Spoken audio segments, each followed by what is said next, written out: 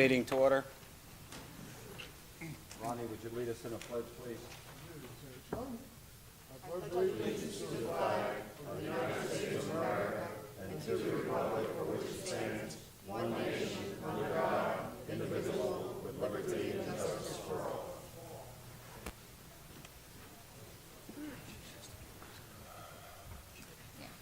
Adequate notice of this meeting has been provided pursuant to the New Jersey Open Public Meetings Law by posting a notice on the bulletin board in the municipal building and emailing a copy of the notice along with the agenda of this meeting to the Press of Atlantic City, Atlantic County of the Record, Atlantic County Record Journal, Atlantic County Record, and the current newspapers, stating this meeting would take place at 6:30 p.m. on Monday, November the 10th, 2014, in the municipal building, Mays Landing, New Jersey. Mrs. Dix? Here. Ms. Gatto? Here. Mr. Bouchard? Present. Mrs. Link? Here. Mayor Silva? Here. Okay. Thank you. Can we take a moment of silence for private reflection?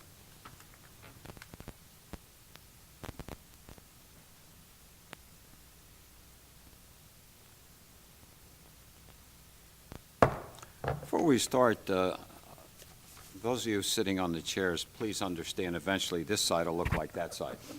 But for the time being, we just finished up upholstering these. They're much more comfortable. If you'd like to sit there, feel free. If not, and you're happy there, stay there. Okay? Pardon? Yes, yes.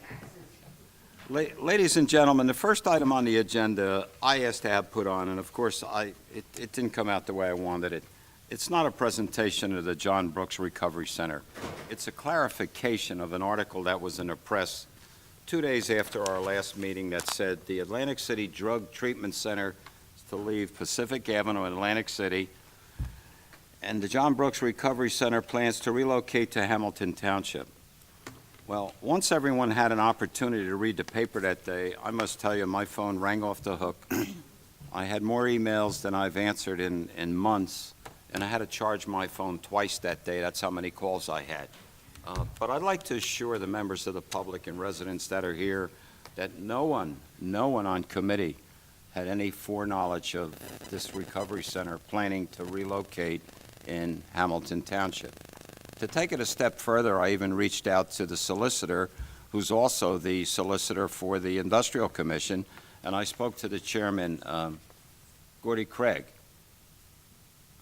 Are you selling land to the John R. Brooks Recovery Center in the Industrial Park? And that was not even on the agenda anywhere. Is that correct, Mr. Solicitor? And what was interesting, 2 nights before, they were at our meeting, the Industrial Commission members, and they had come before us and asked us to consider the possibility of moving with some sort of an abatement to attract more businesses to relocate in the industrial park. But the thing that's most important to remember here is that the methadone clinic is not coming to Hamilton Township. The executive director and CEO, Mr. Oberman, did call me. In fact, he called me tonight. He said, "Do you need me to come to that meeting to tell the people it's not coming to your community?" I said, "No." I said, I'll reach out and I'll explain it to them. It's going to relocate in another community. As far as whatever else they're doing, it remains to be seen. But I did not want to exacerbate this issue and not bring it forth and have everyone in the public understand that what was printed in the paper that day sort of misled people. And that does happen sometimes. Charlie, that don't happen when you report, right? Huh? But the key here is that as far as we know now, it's not coming to this community. It's going to a community in close proximity to Atlantic City, and that's where it stands. So if any of you have any questions, you can always reach out to me. I'll feel free to speak to you about it.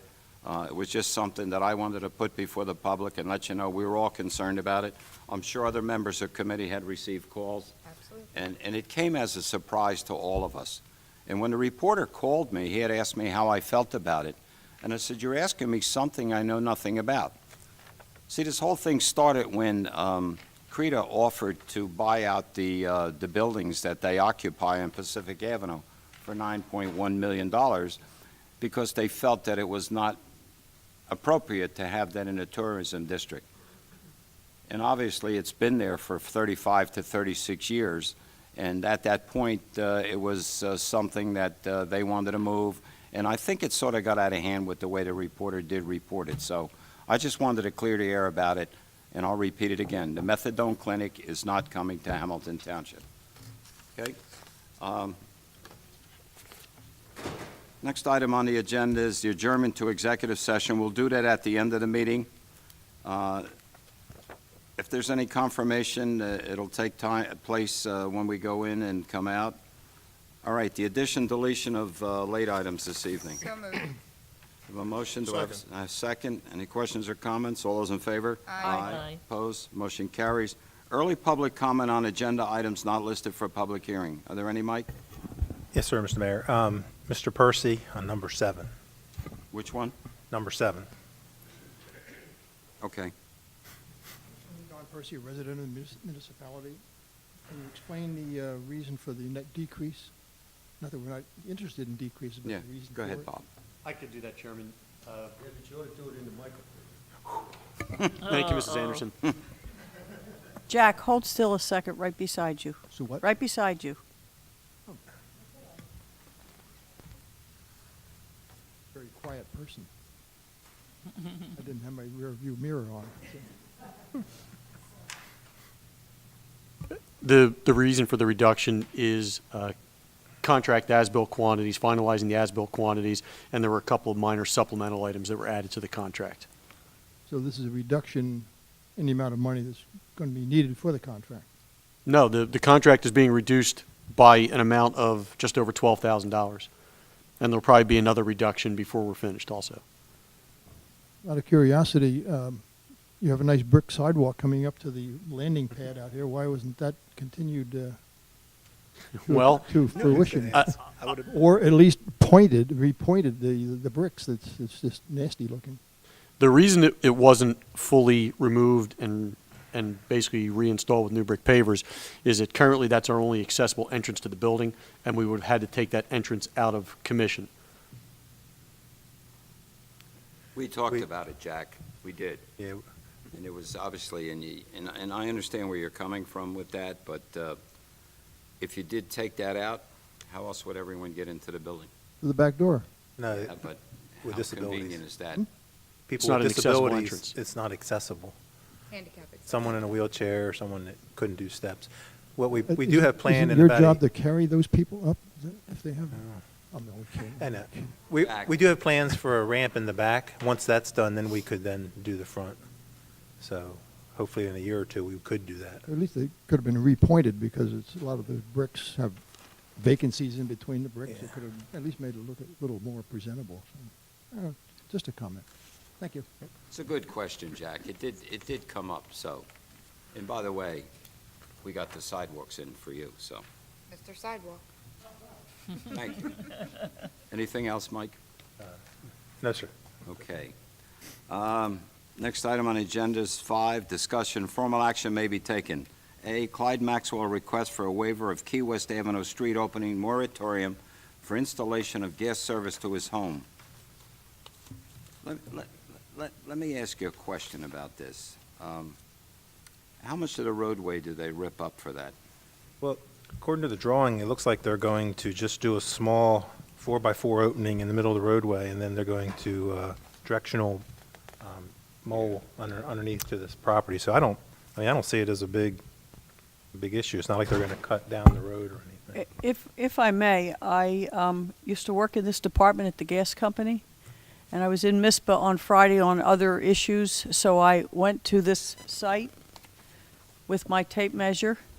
I had called my former coworkers before I went, and the gas main is 8 feet south of the center line of the newly paved street, which was just paved in June.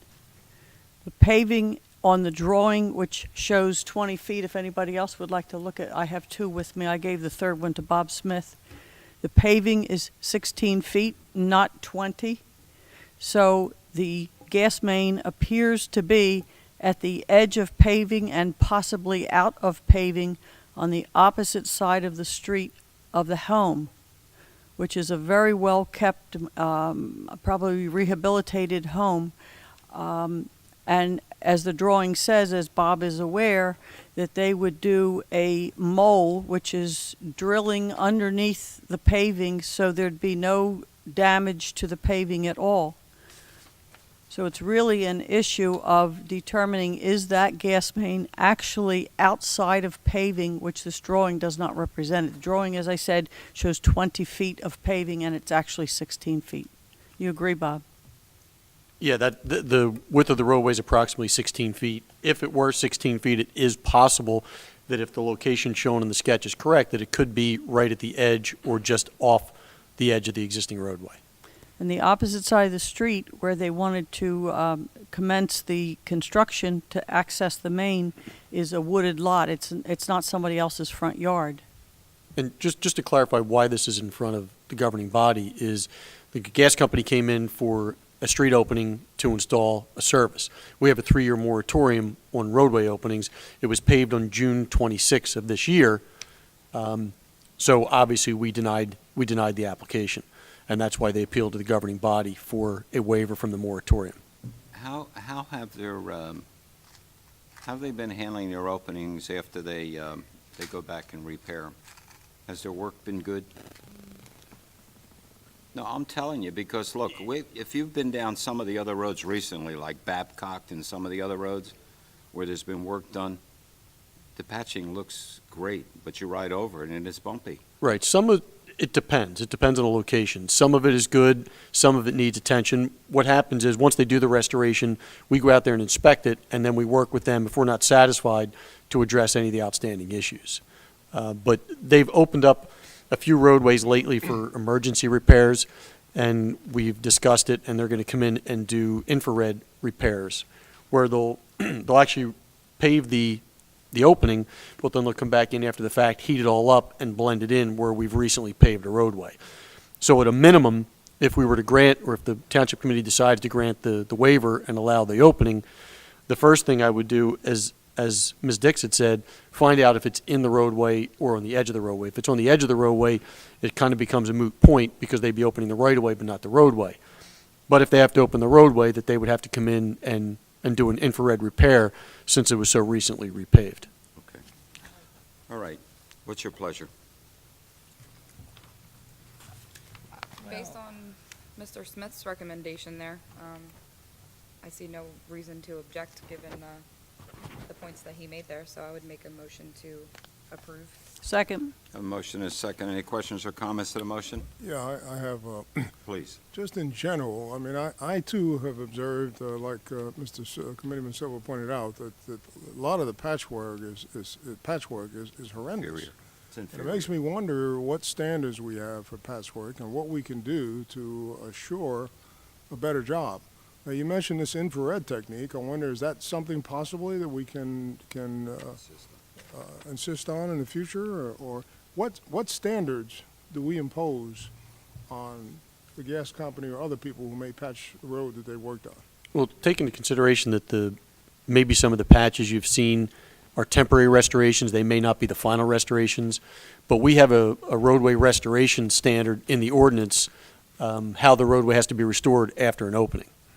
I think it's 6 inches of gravel, 2 inches of base, and 2 inches of top, if I remember correctly. Well, perhaps we do, but just based on observations, it may not be adequate. And I'm wondering if that's an area we perhaps ought to take a look at and see what we can do about improving the standards for these patches. Well, if the roadway is restored to the standard in the ordinance, it should be adequate because it's a substantial pavement section. It's whether or not the workmanship is up to standards. Well, if the workmanship was accepted by the township, I assume that means that it was done in accordance with standards. Correct, but you can't assume that all the ones that you're seeing have been accepted. We have a laundry list of permits from South Jersey Gas that have not been accepted yet that they still have work to do on, dating back to 2010. As a matter of fact, I sent an email to South Jersey Gas today to get a status update on where they are with these restorations.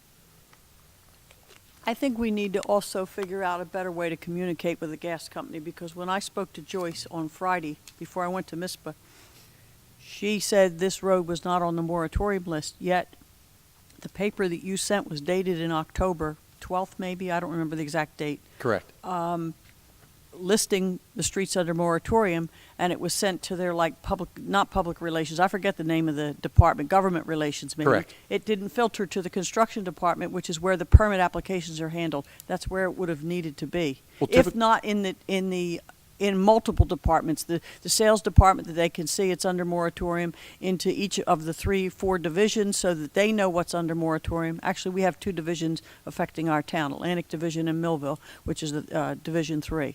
Well, we get a request, the young woman's name is Abby Greenberg. We get a request from them each year to provide them with a list of upcoming paving projects and also with a list of roadways that are under a moratorium. We typically get requested for that in October each year, and we prepared that letter and sent that out, Exactly. I guess, before the permit had been issued. But I guess it's the responsibility of the requester at South Jersey Gas to disseminate that information through the ranks so that their people are aware. I mean, there's only so many people we can send a copy Of course, of I the don't, letter I don't to. disagree. But the other thing is, when they requested it, they had not gotten that letter that indicated that was on a It moratorium. hadn't filtered at least into the permit department, which is the construction department, which every permit, no matter where in the territory of the 7 counties, all permits come out of that one department, and they certainly would need it. But the other thing you have to take into consideration is we try to give all the utility companies as much notice when we select roads for a paving program. So they've been aware of this for a long time. The only issue is this gentleman's furnace could have been an oil furnace. It could have gone bad, and instead of replacing it with an oil furnace, he opted to upgrade to natural gas. So it's not necessarily a function of something slipping through the cracks. It's just timing of this gentleman wanted to come in and transfer from, I guess he's probably on oil or propane, to natural gas. He's on both, because there was a propane tank in the yard. The problem comes up too, Bob, is some of the utility companies shouldn't use an emergency as an excuse to open Absolutely. up a road to do normal work, which they've done in the past. And I think probably nothing aggravates residents more than after you spent well-budgeted money to pave streets, and then have someone come in and tear them up. And then it's inconsistent with what we had before. And that's pretty much what Rodney was bringing up, that we have been experiencing that throughout town. And even on, like, I know Atlantic Avenue needs work that has to be done on it, but it's still aggravating to people because it affects their vehicles. It could knock their front ends out. It could cause a lot of other problems. So we've got to be very careful with that moving forward. Absolutely. Okay? Thanks, Mayor. I have a question. Do you think that maybe we should hold off a little bit on this and see if the width of the road is what Arlene says it is, and then there's no problem? Well, I used a tape measure, Judy. I have a 16-foot tape, and I stretched it all the way out. There's no question. And besides, Bob, you have it on your paving list that it's a 16-foot. right, Have but I guess the issue is that Township Committee voted to grant the waiver from the moratorium. Maybe they don't need it, but if we've already voted to grant the waiver and they can open up the edge of the roadway and access the main from the edge of the roadway, then it becomes a moot point. Okay. So, I mean, or Township Committee's already voted to, Communicate that with them? certainly, I appreciate that. because they're going to have to refile the application, and then we'll have to sign off on the application. Did we take a vote on We're in this? discussion. Okay. And then with that additional stipulation that if it is in the road, that they will take the extra measures to make it whole?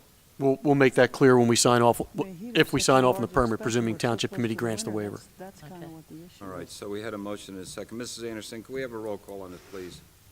Mrs. Dix, Yes. Ms. Gatto, Yes. Mr. Gouchard, Yeah, subject to the understanding that Mr. Smith will communicate with the gas company on this issue. Mrs. Link, Yes? Mayor Silver. Yes. All yes and carried. Thank you. Next item is the proposed resolution to increase the residential rental unit license fee from $65 to $70 for the year 2015. Michael? Yes, sir, Mayor. The current $65 fee sets up a give back of about $104,000. So the revenues are $104,000 short of our expenses budgeted. It looks like we're going to hit around 60 to 70,000 on that. I wouldn't want to budget that same amount next year, just in case we were to hit the whole amount, because then we would over give back. So I'm recommending a small change from 65 to 70. And we'll still give back on the budget probably close to 80 or 90,000. I don't understand what you're saying, give back. We'll budget more in expenses than we'll collect in revenues in the budget. Right now, we've over collected about 158,000 since the start of the program. This We've year, collected more in registration fees than we've spent, is that what you're saying? we've collected more in the rental licenses and inspections than we have spent to do the program. Our ordinance requires us to try to break even. Break even. So this year, 2014, we budgeted to give back 100 of that 150-some thousand. It looks like we're on track to do about 60 to 70. I wouldn't want to budget, since it's only 158, I'd rather knock it down just a little bit for next year's budget by increasing it $5. It's about $10,000 differences. Is what it amounts to. Why are expenses for 2014 budgeted at 284,000? If we have part-time employees, I don't understand why expenses are so high. Well, we'd have to go through the budget, but we have 2 full-time employees and part-time employees. And the Just other- for rental registration, we have 2 well, full-time? They're rental registration and code enforcement. Yeah, Okay, you review this twice a year, right? yes. Are we paying Warrener for the code enforcement cleanups out of this money? Or is that out of the regular budget? Out of this money. Out of this money. Mhm. So the more cleanups we do, the harder this money's getting hit. Yes. I don't know that I think it's appropriate to charge rental registration money to do cleanups on private property, even though they're violating code enforcement. I don't know that that's right. Like, we just went into Tavistock and cut how many vacant lots? And they're not rentals, they've paid no registration fee, and half the time they're not even paying their taxes. I understand the concern, and I've given it a lot of thought. The issue is, we don't charge any of my time, any like Warren's time. We don't charge any of finance, computer, those things we don't charge to housing. So what we've done is set up a system where it is covered in some parts, but not completely. In other words, if you really wanted to budget 100% of our expenses, you'd have to allocate parts of all those departments. So I think it's fairly represented in what we charge to them. Well, the building inspector's office is supposed to be fee-based. What they take in building permit fees is supposed to pay all the expenses of that office. I don't know where that leaves code enforcement, which is a part of that office, whether the building permit fees should be also paying for code enforcement. Or is that a different category of the budget technically? That's if you were to do the formula, it would not include code enforcement. It was just to be the UCC codes. All right, Construction I codes. understand. Okay, so what's your pleasure? So moved. Second. Have a motion and a second. Any questions or comments to the motion? Mrs. Anderson? Mrs. Dix? Yes? Ms. Gatto? Yes. Mr. Gouchard? Yes. Mrs. Limp? Yes. Mayor Silva? Yes. All yes and carried. Thank you. Next item on the agenda is the resolution supporting participation in the Sustainable Jersey Municipal Certification Program. Mr. Mayor, there is a blank that we would want to fill in as far as naming a person to submit the paperwork. So if you want to fill that blank in. Yeah, certainly that's a choice that the administrator would make, but I would suggest Ingrid Bergman, who's, excuse me. I pick her too. It's okay. Congratulations, Ingrid. Did you win an Oscar or an Academy Award for that? That was good. Anyway, Ingrid Perez to be our liaison for that. I think, is this microphone on? None of them are on? Oh, This one. all right. Maybe it's still not on. I think it did then. It did? I thought I heard it. Um, Mine's on. well, yours is on. Yeah, it's on. Okay. She certainly is familiar with this overall program. Much of the work that she has already done supports the kind of goals of the program, and I think she's indicated a personal interest, and she looks forward. She knows many of the people that are interested in the program, and I think she looks forward to working with them. So I would recommend her, although obviously the administrator would make that selection. I'm fine. If I might, Mr. Please, Mayor. please. I think many of you were probably here before when this subject came up, the possibility of establishing a green team and becoming part of the sustainability program. The program, as many of you know, seeks to make New Jersey more sustainable. It looks at areas that affect energy consumption and environment and clean water, clean air, et cetera. Actually, the way the program, by the way, is funded privately, but within the Jersey, I think there are now 473, municipalities that are either participating or seeking participation in the program, and there's a lot of enthusiasm about it. I've attended some meetings. The people there are very interested. They're very enthusiastic, and in our own township, we've had a lot of interest, and we've had people, some of whom are sitting in the audience now, that have attended the Green Team meetings. These have gone on now for about, what is it, maybe 4 or 5 months. We have members that have had functions at their homes, very interesting functions. They've had excellent speakers, and this is the kind of program that when we had the, what do we call it, the program, We have a lot of programs. yeah, the program with citizen involvement. The Bergman recruiting No, program? no, no, not The strategic It's planning the strategic process. planning process, yeah, that's right. Somehow strategic planning doesn't seem, but anyway, when we had that process, one of the things we did was we employed people in the community, and I think very valuable contributions were made. I think this is an excellent example of that. It's an opportunity to work with the township on goals that we're all working towards. So I'm very much in favor of it, and I hope the committee will consider it. Well, why don't we read the resolution, okay? Does everyone agree? Yes. Yeah. All right, the resolution supporting participation in the Sustainable Jersey Municipal Certification Program. Whereas a sustainable community seeks to optimize quality of life for its residents by ensuring that its environmental, economic, and social objectives are balanced and mutually supportive.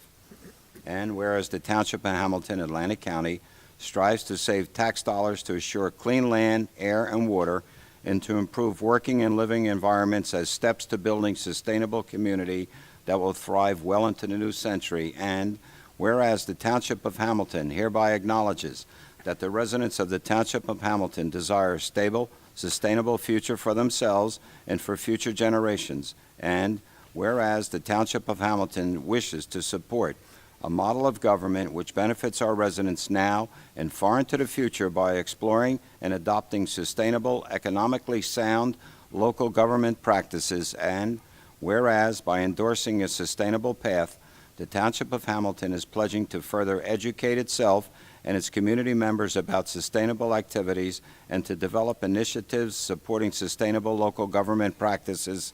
And whereas, as elected representatives of the Township of Hamilton, we have a significant responsibility to provide leadership that will seek community-based sustainable solutions to strengthen our community.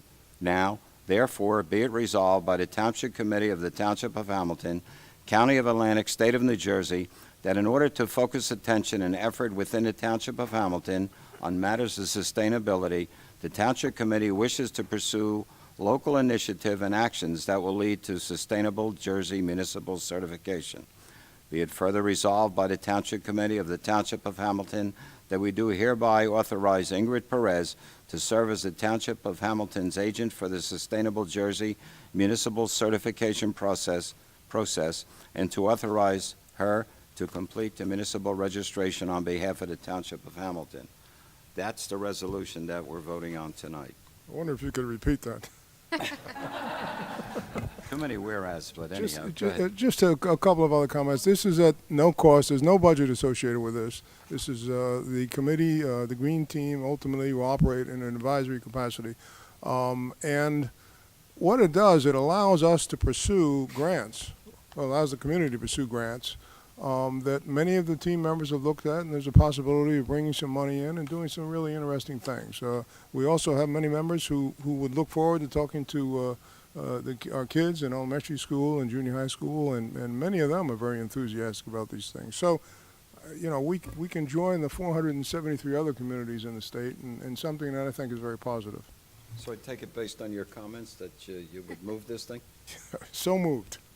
Okay. Have a motion, do I have a second? Second. A Mr. motion, a Mayor? second, Can I add a whereas? That's, please. Whereas, as long as I sit in this seat, whatever time I devote to this program will not cost the taxpayers a dime. Whereas we accept that. Wow, hear, hear. That's very good, Fantastic. thank you. Yes. And I'm proud to do it as a farmer. There you go. Go ahead, Dave. I did want to mention, or I did want to propose in the fifth whereas, where it says, pledging to further educate itself and community members about sustainable activities and to develop initiatives supporting sustainable local government practices at little to no cost to the taxpayer. I was going to Can we add that, Mr. Solicitor? interject that You piece can, in there. you have to amend the Motion, motion in the yeah. second. To be agreeable to that. I'll accept it. I just want the intent to be clear that at this point, we're not dedicating budget money to this. Give the language again, at little. At little little or to no no cost. cost to the taxpayer. Okay, with that amendment, adding those words, we have a motion. Do we still have a second? Yes. We have a motion and a second. Any other questions or comments? Mrs. Anderson, please. Mrs. Dix? Yes. Ms. Gatto? Yes. Mr. Gishard? Yes. Yes. And Mayor Silver? Yes. All yes and carried. Congratulations.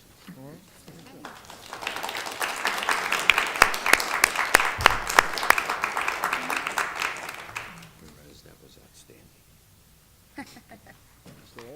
You got it. Next item on the agenda is D, proposed amendment to Chapter 238, property maintenance to be consistent with PL 2014 C35. Will be 1779, 2014. If introduced, public hearing to be held December 1st, 2014.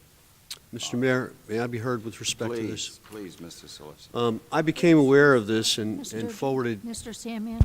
can you hear me? Speak in the mic. Better? Go ahead. I forwarded a copy of this law to everybody. There was an article in the press called the Zombie Properties, and that's what this addresses. And essentially what it does is it allows the governing body to pass an ordinance to impose fines on the creditors of vacant, abandoned properties for exterior conditions where they have already filed a summons and complaint in foreclosure. And ultimately, it is my advice to you that this is a good thing, particularly in light of what's happening in New Jersey right now. But I also view this as a potential significant litigation by the banking industry. And I would deal with that more comprehensively in an executive session with you. But what I'm saying is, I would like you to defer this for one meeting. The ordinance has been drafted consistent with this law, but I need to find through the League of Municipalities or through some state entity where the challenge is going to lie. I don't want it to be, Bank of America versus Hamilton Township. I would rather it be us sitting back and observing the litigation than being an active participant in it. And I think by the next meeting, I'm going to tell you, this is a wonderful law, something we should do, but I need to give you some information so that you could maybe save some legal fees.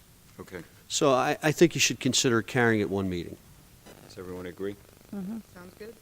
So we need a motion on that, or can we just, we should vote on that, right, Bob? Move to table? Have a motion and a second. Any other questions or comments? All those in favor? Aye. Aye. Opposed? Motion carries. Thank you, Mr. Solicitor. E, ordinance authorizing the CFO to execute certain legal documents pursuant to the Small Cities Mortgage Plan 1780-2014 have introduced. Mike, That's me too. you? Mrs. Dix brought this to my attention. Currently, we are involved in the program that you're all aware of, the Small Cities Mortgage Program. And what it does is it provides funds to certain individuals who are needy, who may need a heater or a roof or something like that. And it's administered through the Atlantic County Improvement Authority. But what happens is that when that money is tendered to the folks that need it, a mortgage is entered into where the Township of Hamilton is the mortgagee. Mortgagee is a fancy word for lender. Oftentimes what we see happening is the property owner goes in to refinance the property. And in order for the refinance company to agree, the monies that were going through this program, where we as a township hold a property interest by way of a mortgage, has to be subordinated. Typically, they can't wait for us to have a meeting every 2 weeks. They could lose their interest rate, they could lose their lock-in. And up to now, what has happened through all 23 communities in Atlantic County is that the CFOs have executed subordination agreements. And I can't tell you why, but for whatever reason, title companies have agreed to that. When I looked at it, I thought, if I were a lending institution's attorney, or if I were a title company's attorney, I would not remove that as an exception to title, which would inhibit the subordination. Say that again, please. All right. A person comes in and they borrow $7,500 for a heater. Right. And they have an existing mortgage, which is ahead of us. For whatever reason, they need to refinance. Better interest rates, for whatever reason. The new lender is going to require our small cities mortgage to subordinate to the new loan. To stay into second position. That part I understood. Or become in the second position. Now, the CFO may or may not have authority to do that. But to my way of thinking, a mortgage provides a bundle of rights to Hamilton Township, which rights typically cannot be altered but for an act of the governing body. It doesn't make sense to make those people wait for a meeting of this governing body where they may lose 1% on their interest rate or may lose a lock-in for the new mortgage. That's point one. Point two is that after satisfaction of the small cities grant, they shouldn't have to come to you just to discharge the mortgage. So my way of thinking is that if you pass an ordinance transferring the authority of the governing body to the CFO to do what is essentially a ministerial task, because she has to follow, or whoever it is at the time has to follow, the loan to ratio value. He or she cannot do that on their own. There's a formula. And the formula would apply to you as it would apply to the CFO. So what I'm saying is, rather than hold up these things, let's make the authority appropriate so a title company can remove it as an exception to title, and a new lender can allow a loan to go through, subordinating the loan of Hamilton Township, provided that the CFO follows the procedure which exists. So really what I'm saying to you is, let's create the mechanism to do that which has been going on for a long time. Yeah. That's the bottom line. Well, you kind of related everything you and I have had about 3 conversations on, but the part that I objected to is the part you have not touched, and so I will touch it. Part of the problem is there was a notice of a default, and the lender, the first mortgage holder, bank, whomever it is taking the property to foreclosure. When that goes to sheriff's sale, our second mortgage, the small city's money, will be lost forever. It'll be extinguished at the sheriff's sale because we're in no position to go in and buy that property to protect could be $1,000. So the money is lost. I feel, understanding that, I feel that preserving and protecting that money, we need to do it by, if someone is refinancing, then they should pay us off, because the numbers we're talking about could be $2,000 to $6,000. If people can refinance and there's money available, we should be paid off. We should not be subordinating. Why should we be paid off? Because we can then put that money back into the small cities pot, which is empty at this point from my understanding. So we have whatever money is available. If someone needs a new well, if someone needs a new roof, and we have $4,000 or $5,000 or $6,000, that's enough to cover those kinds of code enforcement repairs that are allowable under the small cities program.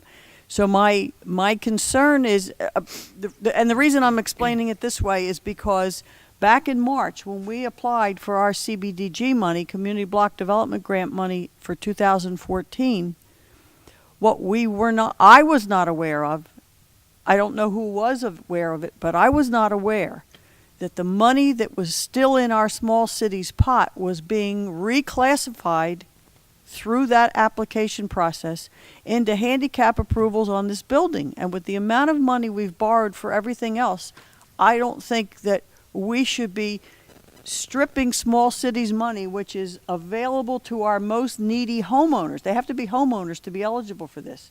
We're stripping that little bit of money, which was $20,000 or something, leaving us unable to help people with the federal money that's sitting in the pot, because it's not like Hamilton Township tax dollars that's in the pot. It was small cities money that's been lent out and repaid and lent out and repaid. So my objection to doing this as it's listed here is strictly that if it's a refinance, we don't subordinate, they should pay us off.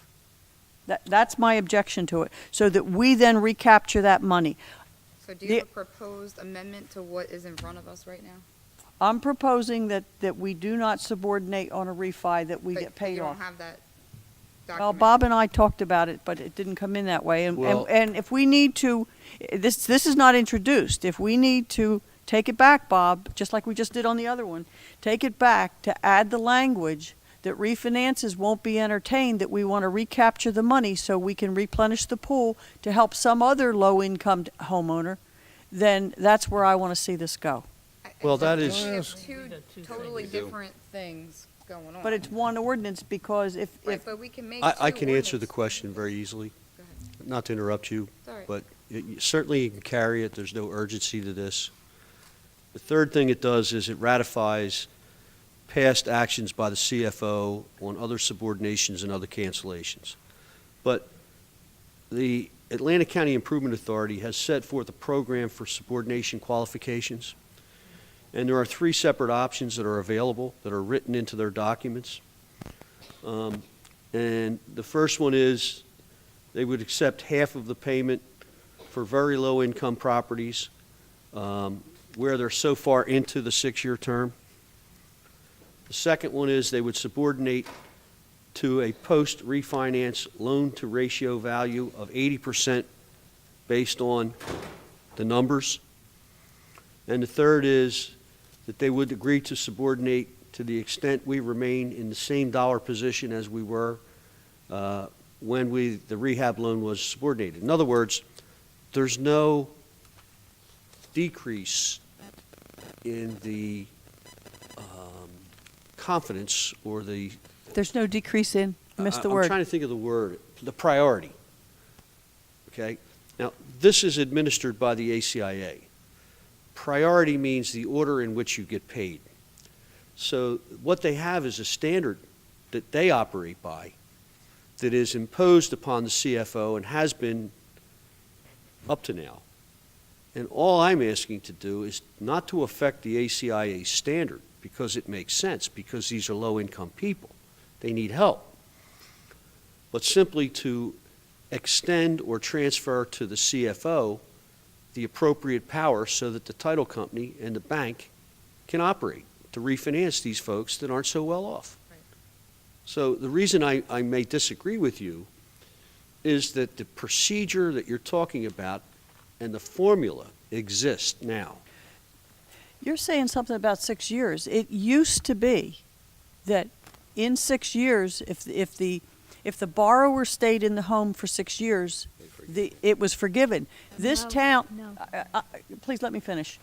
This town changed that forgiveness after 6 years at some point in the past long ago. So that the money, even if you're there for 20 years, at the time the deed is being transferred, the money is recaptured. It's not forgiven. It's recaptured just to replenish so it could be lent out again. I didn't agree when I learned about it. I didn't agree that was the right thing to do. I thought it should be forgiven. But once I see how many people are that need help, then this was the vehicle to make us able to help other people. I then changed my mind and agreed with it. So I'm not sure where the 6 years plays into it. It's the money's recaptured. I'll tell you one thing I will always do, Check it. defer to Mrs. Anderson. She didn't know what I was going to say. What'd you say? I will always defer to you. You were about to say something. As long as these things have existed, the money is, the township does not give out the money. But if it's repaid, it goes into a recapture fund, and as far as I know, that is not defunct. I believe there is money there. But that's beside the point. But they have always said it depended, I believe, when the ACIA approved it, it must have depended on the person's circumstances or whatever. Right. Some were totally forgiven after 6 years, provided title didn't change and the people didn't move out of the property. Others, they had to pay 50%, and the remaining 50% remained as an open mortgage. right. So there were percentages that they paid, and it was not, but the 6 years was always the limit. Bob, I'm not disagreeing with what she said. I The think catch. we're talking apples and oranges. Well, We are. here's We are. the reason Joan doesn't know why I said what I said is someone mutual to both of us I sent in to apply for some code repairs. And that's how I learned when that person was turned down, saying the money had been reclassified in this year. That's how I learned about it. So Joe may not realize it either because it really wasn't explained when we did the CBDG application in March. What this ordinance does, and this ordinance was created because of you, Say it again, it was created? because of you. I know that.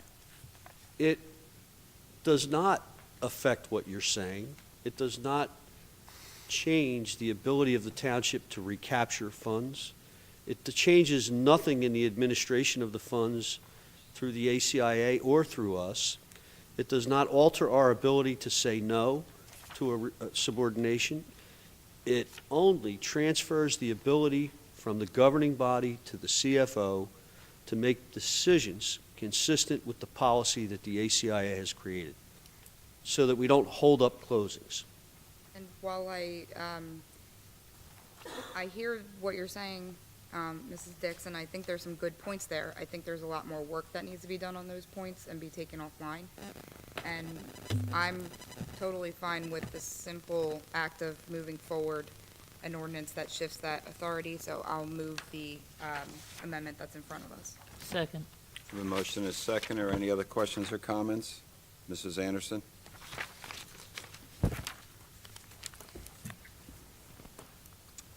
Mrs. Dix? Yes? Ms. Gatto? Yes. Mr. Gouchard? Yes. Mrs. Link? Yes. Mayor Silva? Yes, All yes and carry. thank you. And the public hearing on that would be at our next meeting, Mrs. Anderson, is that right? Yes. Okay. Next item on the agenda is the liaisons versus committee chairpersons. Since I put this on the agenda, I'd like to explain it. Please do. I started with a multi-paragraph, Oh. multi-paragraph explanation, 1, 2, 3, 4, 5 paragraphs regarding the ordinance that was creating the position of Township Administrator in 1988. The section that is in question is 60-35. The administrator shall supervise the administration of all departments and offices, comma, in consultation with respective committee chairpersons, end quote. The administrator by ordinance, this is my typing, the administrator by ordinance works in consultation with each of the 5 elected township committee persons. It's clearly stated. We're not talking about a person, we're talking about a job title, township administrator. The issue deals with the use of the word liaison, which came out of apparently nowhere, compared to the ordinance language of committee chairpersons. So I had sat some months ago with many minute books until I could locate the appointments of the departments. And in 1990, one of your exhibits, Jack Percy, who has apparently left, was appointing law and public safety, public works, licensing, planning, inspections, administration, finance, and social services. In 1991, and they are listed as chairman, department, deputy chairman, chairman, deputy chairman. In 1991, there is an extensive whiteout in the titles of the departments where Law and Public Safety says John Percy III, liaison. Liaison is typed in over the whiteout. Not to read the whole thing, we all have the exhibit that's official minutes. Page 10 of the January reorg 1992, Mayor Percy announced his department liaison assignments. A copy is included and made a part of these minutes. It was not there. There seems to be no ordinance, and this is my discussions with Bob Sandman, which there's been at least 3 over the last year. There is no ordinance or resolution to change the word in the ordinance committee chairperson to liaison. Where the administrator is to work with chairpersons, it doesn't say he's to work with liaisons. Mr. Sandman has opined that the liaisons have no jurisdiction, no power, no authority. That's my understanding from his April legal opinion that he gave to us. I sent him a letter on this, which is also included here, for October 14th. So in essence, my concern is if Bob is indicating to us that liaison, I'm sorry, the other part I left out was in 2011, these departments that are listed on the exhibits were changed to line up with strategic planning, and Bob's position, as I understand it, is that the strategic planning program that was started by Dr. Kesselman, fiscal vitality, smart growth, quality life, smart growth, that they're not the departments that were originally listed here, that they being a liaison to smart growth, which was my assignment by you, Roger, has no bearing on anything. Rodney with quality of life has no bearing on anything. That has to do with strategic planning.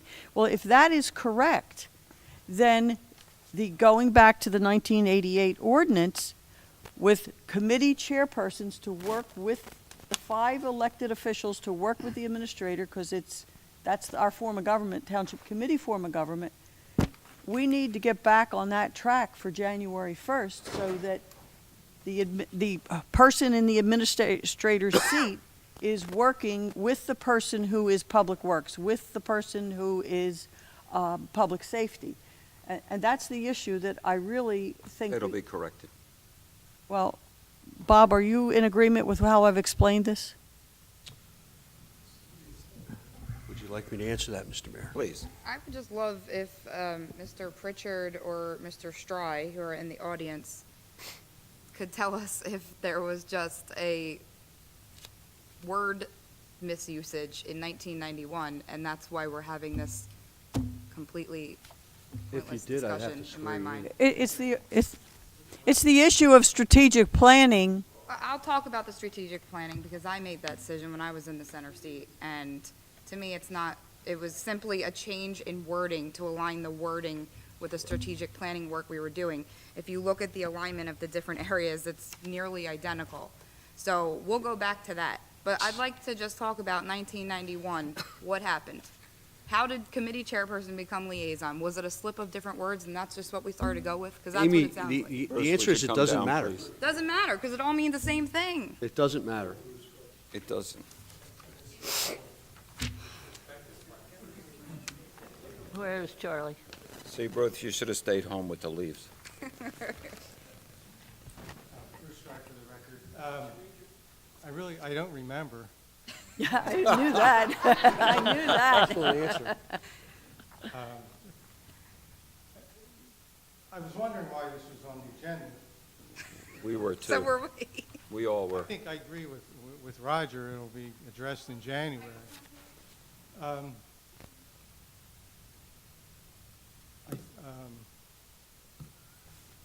Did you ever have What's the question again? Did you ever have an agenda item on your agendas to discuss changing the word from committee chairperson to liaison? Yeah, and I think it's just a matter of Semantics. nothing. Semantics. I think it's. Right. It's up to the township committee, a reorganization, to assign some work for you Well, people to do, I guess. In our form of government, it's not a mayor council. Right, Whereas okay, I mean, council I think that's runs the the issue. I various think- departments. Yeah, Here with an administrator who runs the town, and we set policy, whether it's chairperson or liaison, as you may refer to, it's just a communication link. I think that's That's the it. important thing. With this, regardless of what you call whose duties, but like you said, in this form of government, it's a township committee. There's technically not a mayor. There's a chairman. The mayor is for purposes of ribbon cutting, signing documents, signing resolutions, ordinances. Ceremonial. It's really everyone Ceremonial. sitting here has equal. Chairperson of the meetings, that's Right, it. You're chairing Correct. meetings. But in this form of government, township committee, and that's the reason why administrator is not a required position in this form of government, but because I think under historically ordinance going created. back, as the township grew, the responsibilities became greater of township committee, just because there's more population and there's a lot more things to be done. So the township committee, I think even years before that, there was a township administrator, and that practice was curtailed for a certain period of time. I think back in 1988, if that date is correct, a township committee administrator was formed and hired, and that took the load off of township committee people. So the administrator actually, like you said, Mr. Mayor, the township committee adopted policies, and the township administrator administered those Correct. policies. So that really took the burden from everyday responsibility of individual township committee people working with the police department, the road department, and planning department, and any other. So, Bruce, when I worked in another community where I had a position similar to where Brett has, the council person oversaw our operation, but that was in a mayor-council form of government. yeah. This form is entirely different, and some people have a hard time getting used to it because of the administrator's role, which was adopted, I believe, by ordinance, if I'm not mistaken. Mhm, yeah. Okay? So when that was created, the day-to-day operation is his or hers, whoever sits that seat. That's right. So, And all of those, so regardless of what you call it, chairperson, liaison, French, you can, I like the way you say that. the actions are the same.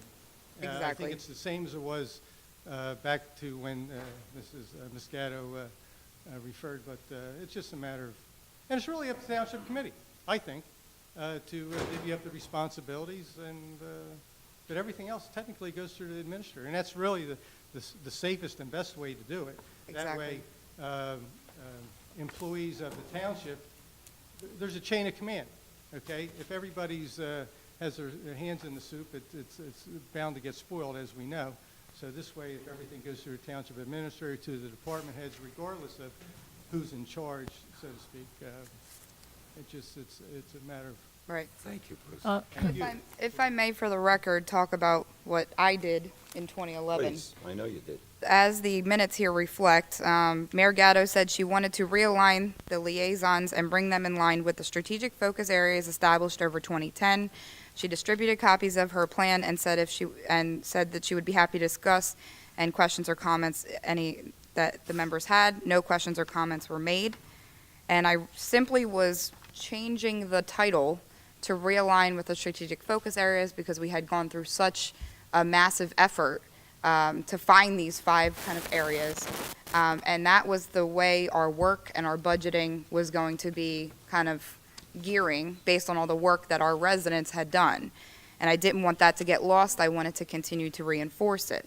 If you take a look, in 2010 and 09, the public works area was defined as public works, street lighting, garbage, trash, recycling, recreation. What I renamed as quality of life and defined includes public works, street lighting, garbage, trash, recycling, and then we bucketed the different boards under each area. So that included the MUA, recreation, senior citizens, veterans advisory board. Amy, I don't have that page. I did call this afternoon, but it's not on the table for me tonight. What's it, page 2? Yeah, I have two of the pages that are January 5th. Oh, Give her mine. You took one down and put it yeah, in. This one was It- missing. it's this The point's one. moot. I'm reading the same exact words. Under Oh, Public Safety Department He has previously, one. it was police, municipal Yes, it court, was. emergency management, fire rescue, animal control. Under what I bucketed as safety, it was police, municipal court, emergency management, fire rescue, animal control. So it was simply the renaming. That was simply it. To, again, align with our strategic focus areas. The idea of a committee chairperson or liaison remained the same. And whoever described it as a communication link described it quite perfectly. We were not given a definition when we came on to Township Committee. We were not given roles and responsibilities. It was simply transferred as, this is how we kind of bounce things off in these different silos. And that's it. Well, you know, Bam, done. every year, Rutgers used to put on a course, and in fact, it was taught by Ed Sesdilli, who used to be our administrator at the time, was called The Powers and Duties of Elected Officials. And he taught it for 3 Saturdays in a row at 5 hours each, and what it did was give you a good handle on what your responsibilities would be as an elected official in that title, as a committee person. I don't see any problem with this. I think there may be some misunderstanding, because when people referred to the titles that Amy talked about, they didn't understand what the subheadings were. And I think in order to clarify that, we may even just go back to that, or we may not. We'll see what happens in January. But at this point, I don't see anything changing in terms of responsibility. Do you, Solicitor? I authored an opinion dated April 7th, 2014. I stand by that opinion. Whether you call it a liaison or a department head, whatever you call it, It's the same thing. they have no power other than a conduit of information. That's what you said. The strategic planning committees, which yielded a terrific result in this town, Absolutely. were advisory boards. Exactly. They were not elected officials. You're elected officials. The mayor appoints one of you to each department each year. I don't care what name you give it. It gives you no additional authority. It's a moot issue. Thank you. I'd like to just say one additional thing, is that, before every meeting, we have a meeting with our administrator, and we go over in depth what each agenda item is about. And if we want to do additional, research, we could do that. But as it all sorts out, we are the ones who make the decisions right here, up here, as far as policy. And, Michael has done a terrific job making us aware of the different items. And so I think he has done a wonderful job as the administrator, letting us know exactly what is happening, and, you know, encouraging us to go forward. Is that it? Okay. Next item, G. Authorize the township solicitor to file a corrective deed for the Mitzvah Inland Human Services Center. Bob, would you, Bob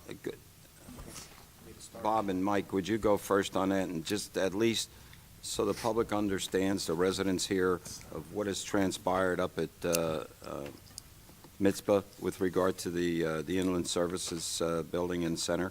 Yes, when I first put this on the agenda, had been told that they had shut down. You can't, can everybody hear him? I had been told, is that better? I had been told that they had shut down the operations. Our concern was that the building could freeze if the pipes weren't drained and winterized.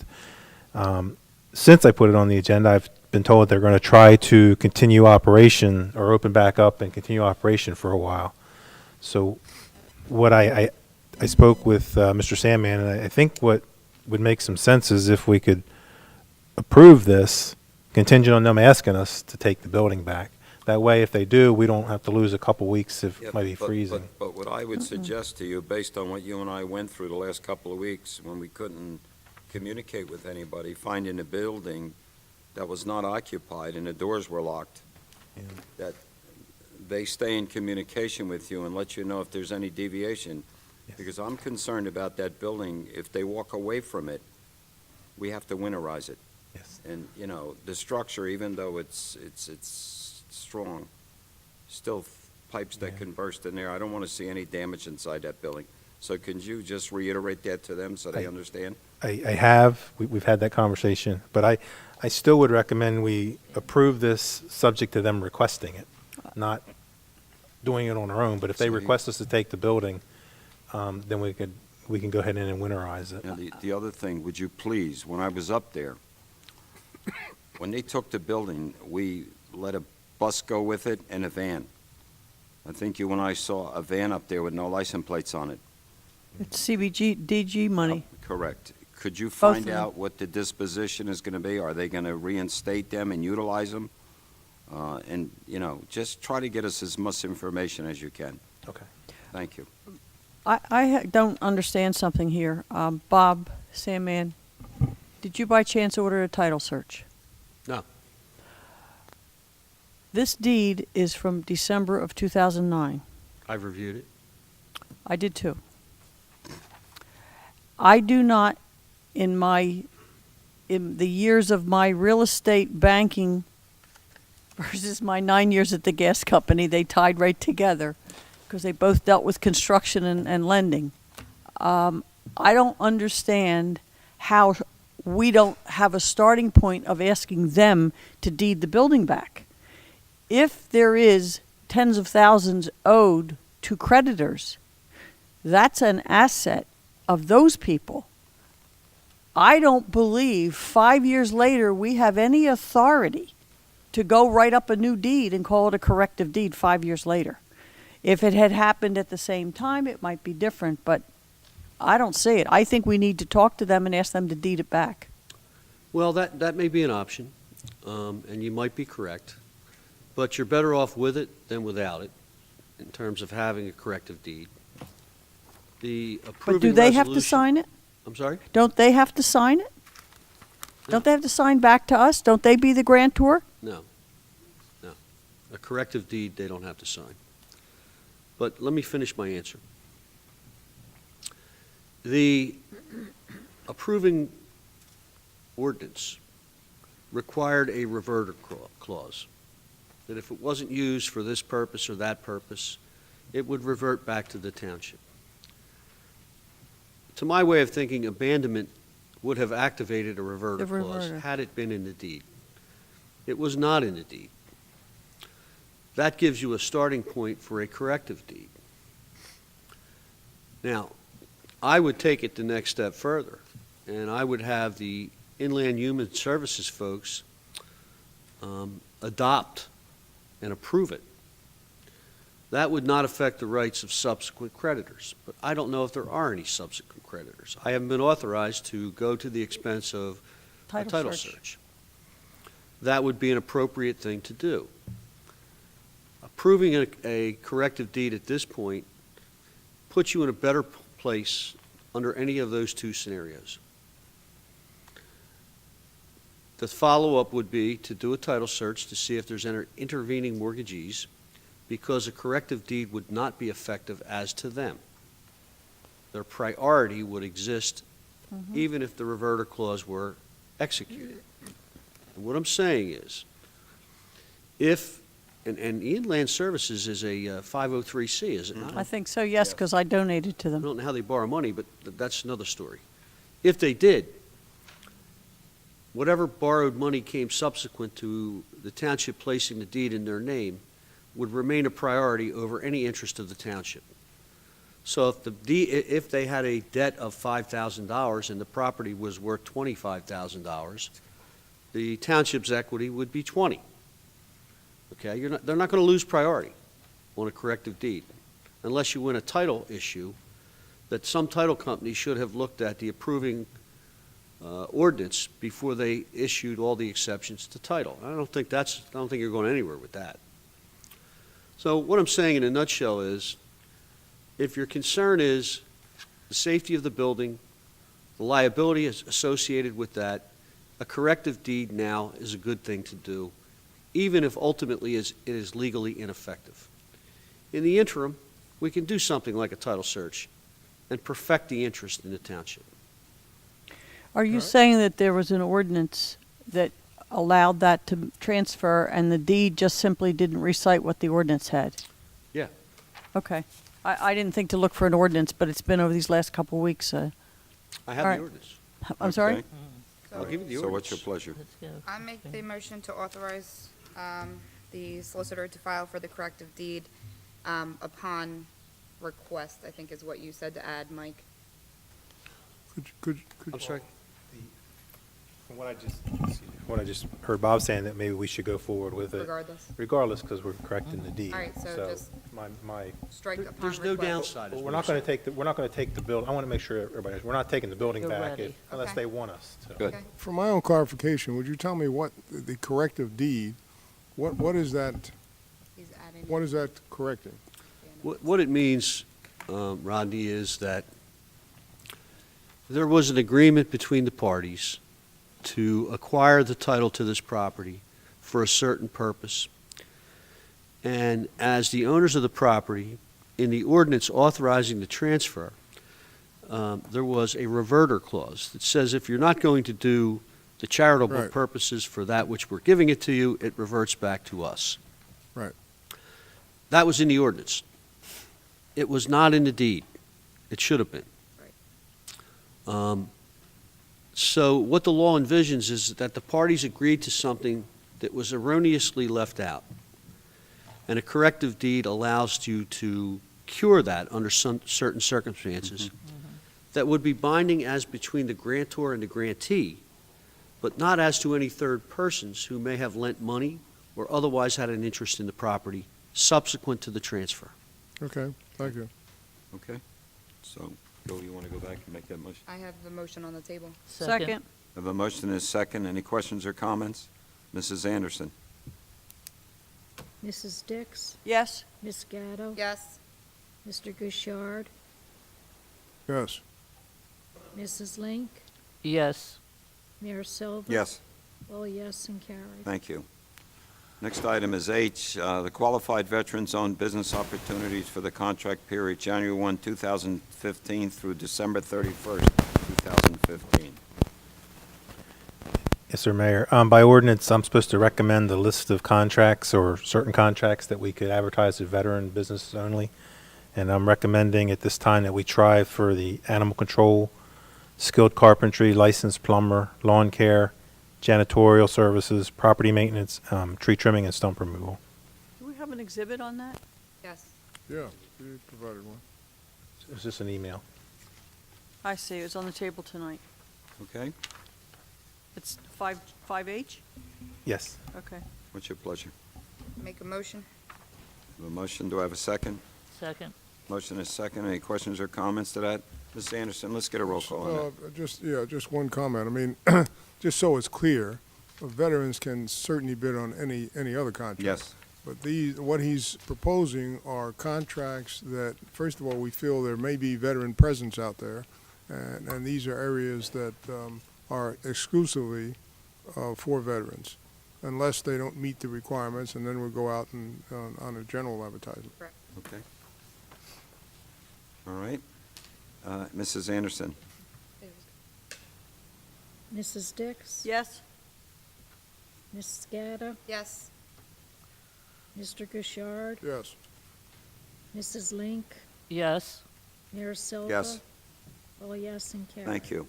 Item number 6, introduction of ordinances. The public hearing is December 1st, 2014. A, 1778, 2014, amending Chapter 301 of the Township Code to create a stop sign intersection at Pinehurst Drive and Buttercup Lane. Move to introduce. Second. Motion is second. Any questions or comments? Mrs. Anderson? Mrs. Dix? Yes. Ms. Gatto? Yes. Mr. Gouchard? Yes. Mrs. Link? Yes. Mayor Silva? Yes. All yes and carried. Thank you. Number 7, approve the contract change order number 2 for the Town Hall Auxiliary Parking Lot Project, net decrease of $12,188.79. Or So the moved. explanation we had Second. earlier. Second. Motion is second. Any other questions or comments? Mrs. Anderson? Mrs. Dix? Yes? Ms. Gatto? Yes. Mr. Gouchard? Yes. Mrs. Link? Yes. Mayor Silva? Yes. All yes and carried. Okay, the consent agenda. Could we pull S, please? Which one? S? F? S as in Sandman. S as in Silva, sure. No, Sandman. As in Silva. Sandman. All right. An S. F is in Frank. Okay. What's your pleasure? Move the entire consent agenda excluding S and Sec- F. Second. Motion is second. All those in favor? Aye. Opposed? Motion carries. Now bring out F. Resolution approving the HTMUA issuance of $1,762,500 subordinate bonds to the New Jersey Environmental Infrastructure Trust. Bob? I just want a separate resolution with respect to that. Oh, okay. Okay. What's, Make a motion. Second. motion is second. Any questions or other questions or comments? Mrs. I'd like a Anderson? roll call as well on that. Yes, we're getting one. Thank you, sir. Mrs. Dix? Yes. Ms. Gatto? Yes. Mr. Gouchard? Yes. Mrs. Link? Yes. Mayor Silva? Yes. Okay, item S, authorize posting and advertising the RFQs for the 2015 professional services to be received by 11 a.m. on December the 4th, 2014, and open at 12 p.m. on December the 4th, 2014. I asked you to pull this because in 2001, we had a local government budget review for Hamilton Township. And oddly enough, the two things that were flagged were exactly what Sandman was looking for a little while ago. He authored the billing, I'm assuming you were all given them. I asked Lisa, I slid it under the door yesterday. Did you pass it out? No, you didn't. There's a billing procedures that maybe Bob, since you don't all have it, billing procedures that Bob wrote, which are cited in this document as a good way for professionals to be billing their government agencies. Bob, I'm going to throw the ball to you because I did ask that this was distributed. What would you like to know? I would like you to explain what this is and, What happened, as I recall, was that Ray Townsend was the business administrator and Bill Mangles was the mayor. Could you please That's the speak? best I can tell you in terms of time. 1997. I was requested, with their cooperation, to draft what was later called the White Pages. It resulted in a document that I prepared, and with Mr. Mangles and Mr. Townsend, to outline what we thought were the best billing practices for the professionals in Hamilton Township. I drafted that. At some point, if I'm remembering it right, it was adopted. I have followed it since that time. I can't speak to others. I remember that there was a state audit, and in the audit, they commented that it was one of the best billing procedures practices manual they've ever seen, but unfortunately, the township was not following it. And I'm thinking this was in the late 90s, maybe. I wasn't a solicitor at the time, so I don't recall. I'll read that sentence for you that you read to me a few minutes ago. The township has promulgated an excellent document titled Billing Rules and Procedures for All Professionals in the Township of Hamilton. It purportedly applies to all professional service contracts with the township or boards and authorities. I won't read the rest of it. Michael, to you. Really what it is a statement of accountability on what I do as your professional. And if any of you have seen my bills, all 27 pages of them each month, I have to itemize exactly what I do, and that's the procedure that Alleen's talking about. Mike, to your knowledge, do other professionals do the same? I think they all pretty much follow this. It's pretty close. I think that we could hand it out when we do contracts if you want to the Sure. different people. Fine. I was suggesting it be added to the RFP language so they know in advance that that's what's expected. Just curious, what would be the cost, the administrative cost? What additional cost would the vendors incur if they were to follow these procedures? I think, I hate to say they are 100%, but I think they're pretty much followed already. I think we get this information from all of them. Some of the bills might not come in by the 25th of the month, but I think they all give a little bit of information about the line item that they're working on and stuff. So I don't see it as a big change. I think that they've evidently over time gotten used to doing it, because I think So pretty much including everybody's this as the RFP then wouldn't pose any particular problem. Including this in the RFP would not cause any problems. Well, I'd rather include it with the contract. All right, with the so that we don't contract. have to hold up the RFPs, trying to get them out. Yeah, but when RFQs. I questioned something last year about what someone submitted in their RFP, I was told it couldn't be changed after the fact. That's why if we put this in before the fact, we avoid that problem. What? Here, Bob, Excuse me, Michael. I wrote this 15 years ago. at least. I $19.97. saw it tonight for 1 minute. If you're going to consider that, I would at least like the opportunity for you all to read it and for me to read it. Yeah, I had asked that. If you already adopted it, it's in place already. We just would be informing them as a courtesy to. But there has been changes in the makeup of the township committee, and they may or may not have followed it for a period of time. But you don't realize this is a masterpiece. Pulitzer Prize. You know what? I'll tell you, Rodney, I was particularly proud of it. And remain particularly proud of it. But it's not fair to you, and it's not fair to me to have this tonight Agree. presented to you. I think you need to read it. And more importantly, I think the professionals need to read it. Is it boring reading? You may have written it, but is it boring? Oh, it's very boring. Mr. Mayor, I'd like to make a motion to authorize posting and advertising of RFQs as listed. Second. The motion is second. Any other questions or comments on the motion? All those in favor? Well, I do have a comment, but we are agreeing that we will include this in the contract, is that what we're saying? I think that There sounds like a good thing Doesn't to seem to do. be any problem with But that. everybody have a chance to read it, and we can still require it. Yeah, that's a good point, yes. We have time to review the stuff. All those in favor? Aye. Opposed, motion carries. Item 9, personnel. Appoint Dennis Baker, full-time police officer, effective November 11, 2014, and his salary set by PBA contract.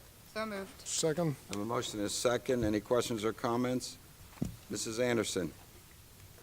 Mrs. Dix? Yes. Ms. Gatto? Yes. Mr. Gashard? Yes. Mrs. Link? Yes. Mayor Silva? Before I vote, I'll just tell you, I had an opportunity to sit in on the interviews. This gentleman came out first.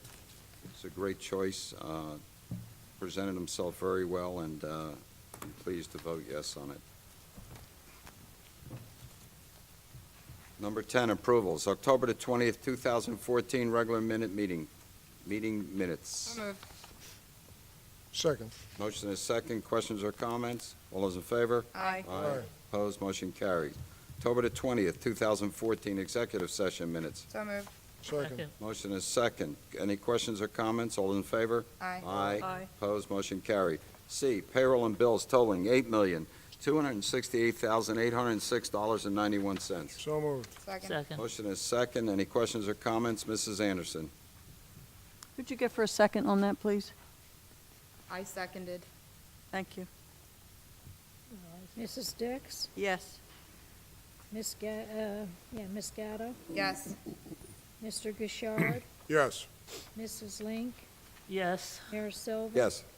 All yes and Thank carried. you. Reports, Mr. Administrator. Mayor, I don't have anything to add to my written report. However, I would just draw your attention to it, that there's an important issue here that you may get feedback in the future because the roads are so deteriorated out off of Sunny Road, Sunny Avenue. Sunny Avenue. Sunny Avenue. So making people bring their trash cans out to the main road I is saw that, yes. it's going to be difficult, but I just don't know what the alternative is. Well, there are areas, there's a private street behind my house, and everyone down the end of that street brings their Bring it trash out. all the way out, and it's a paved road. Okay. So I know there's other areas in the township that do it. Unfortunately, people are used to doing things one way. Right. The change always presents problems. So hopefully through an explanation and communication, we can at least explain why. Okay. All right. This was caused by complaint of the owner of the private driveway that the ACUA and Waste Management are accessing I believe it's Sunny Avenue is the private driveway. Instead of going on Crescent to access Sunshine Park, they're using this man's private property, and the damage is going to possibly make it impassable. Yeah, we actually get complaints on both sides. We Okay. have a couple residents complaining that the trash Can we collection's reach out? tearing up the Have you roads. reached out to the ACIA? They're reaching out to us because they're saying the roads are impassable and going to tear up their equipment. So they, Some of the roads, and you and I have been back there on half a dozen occasions, and we are familiar with some of those roads. They're, take your life in your hands going up and down some of those. okay. All That- right, That's all. Mr. Solicitor. Yes, briefly. I was asked to look at a property on Pennington Avenue Mhm. to see if there was something that could be done vis-à-vis the property that's boarded up. I did that. I went there on one occasion. I later went with Mr. Primavera. To my way of thinking, the front steps are a dangerous condition, which may yield something. But what's happening is the property has been overgrown. The township has gone in and cut down the weeds and so forth and has asserted a lien. And I'm told that any lien that exists will be subject to a tax sale Right. on the next available tax sale. So we've taken it to the first step. Let's see what happens. If I can do something more with respect to the steps, I will. Thank you. Can you make sure Mrs. Second thing I Davenport have gets I is- did already. I've been staying in touch with her. I'm sorry? No, she had asked to make sure that Mrs. Davenport, the one who came before committee. Yes. I've stopped to see her 2 or 3 times over the past month and been filling her in on the steps that we've been taking. Second by the thing I way- have to report is I'm pleased to announce that the DDR Corporation at the Hamilton Commons has been extraordinary in terms of their bond replacement obligations. Great. At one point, I was authorized to put them on notice under the bonds, subject to certain language, which I have worked out today. Those bonds have been replaced with respect to all of the issues there. And that is a very good step, and I commend their cooperation. Well, it's going further. They had stopped in to see me one day here, and he's gonna send a summary email to me, and then I'll give it to committee when it comes about the work they're doing behind the basins and everything. But you have more protection today than you did when it was approved, and that's because of the participation of these folks. They are truly a good commercial neighbor. Yes, They really have turned it around. Yep. It's been I great. think the level of cooperation has been excellent. Very good. And the last thing I have to report is that, as you'll recall, a number of folks from the Hamilton Township Industrial Commission presented a presentation to you with respect to a tax abatement program. You tacitly said, bring us back something, and we'll evaluate it. We had a meeting of the Industrial Commission, which I also represent. And the chairman, Gordon Craig, has appointed a subcommittee to evaluate what's out there statewide. There are a number of possible ways to go with this, ranging from flat-out abatements for X number of years to graduated abatements with percentage increases.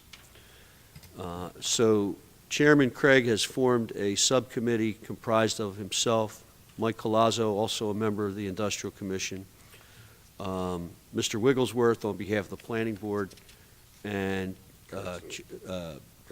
Township Committeeman-elect John Kurtz. They are the 4 subcommittee people. Working with them to make a presentation to you will be myself and Bill Johnson, the assessor. And also Phil Sartorio.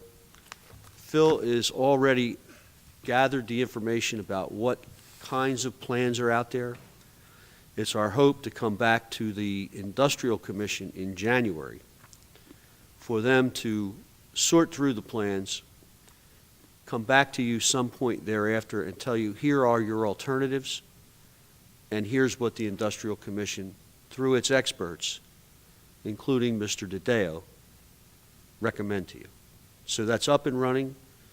Chairman Craig has put it on a short lease, and the information is already being garnered. So I'm going to come back to you probably monthly on this, because according to Dr. Beschler and according to Mr. DiDeo, who is our marketing expert, it is the only way we shall remain competitive in this market. So hopefully we come back to you in February, March, and then you decide. Thank you. That's all I have. Bob, will they be meeting in December?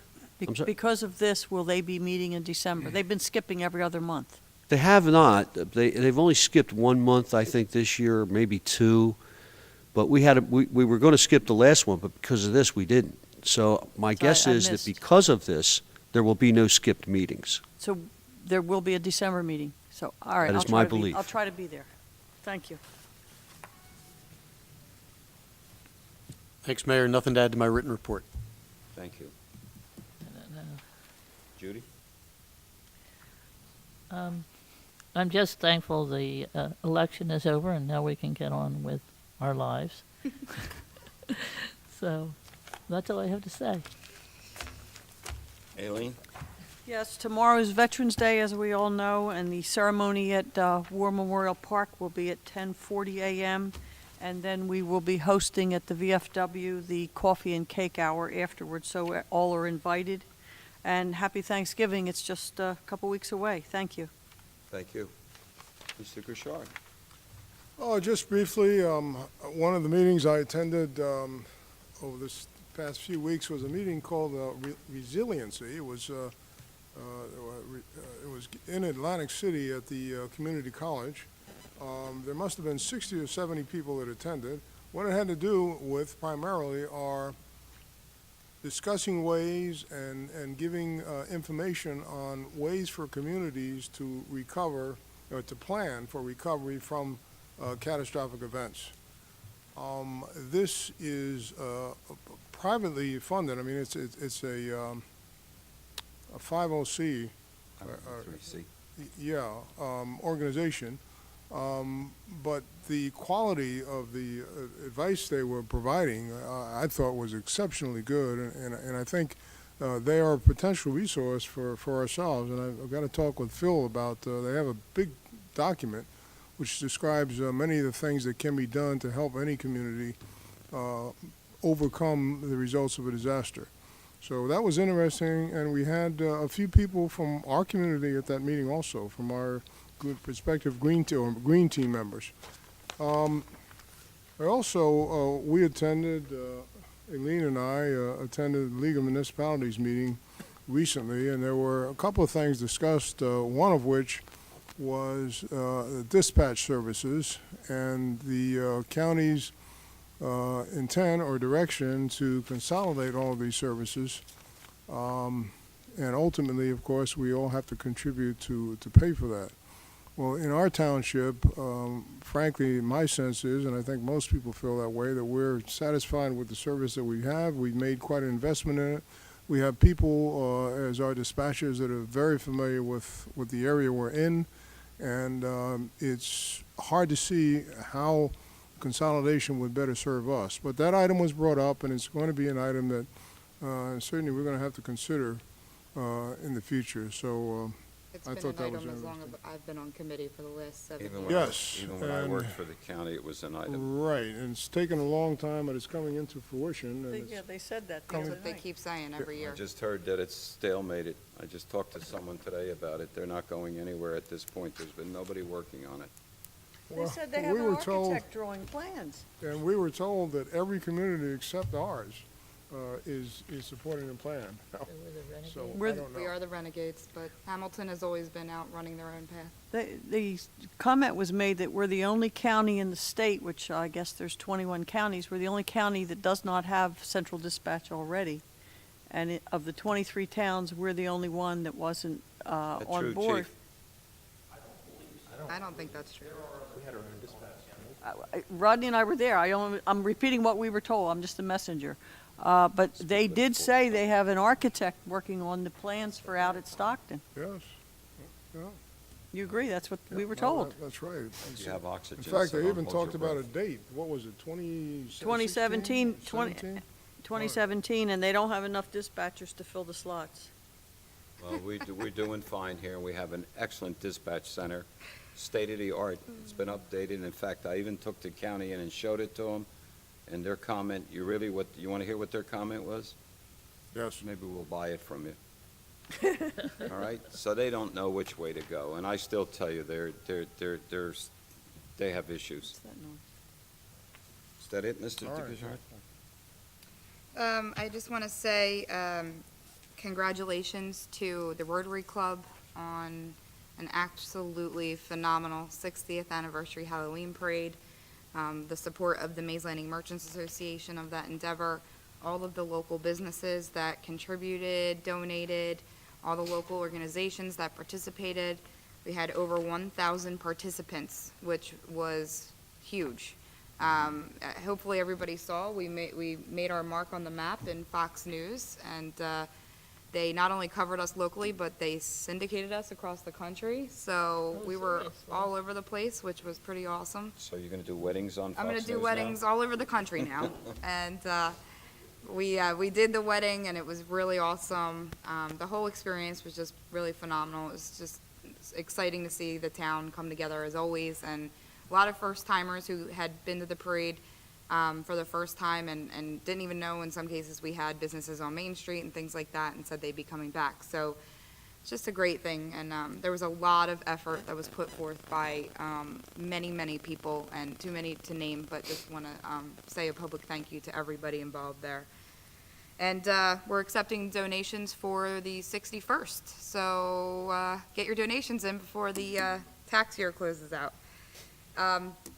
And I also wanted to wish a happy Veterans Day tomorrow, happy Thanksgiving later in the month, and we'll see you at the tree lighting on November 29th. That is it. You know what was significant about the Halloween parade? The logistics of doing everything to get it up and running, and then the logistics of taking everything down. I think it was said to me that it's amazing when you see that number of people in our community, how after the event was over, how everyone moved out in an orderly fashion and it went without incident. Am I correct, Chief? There were no incidents?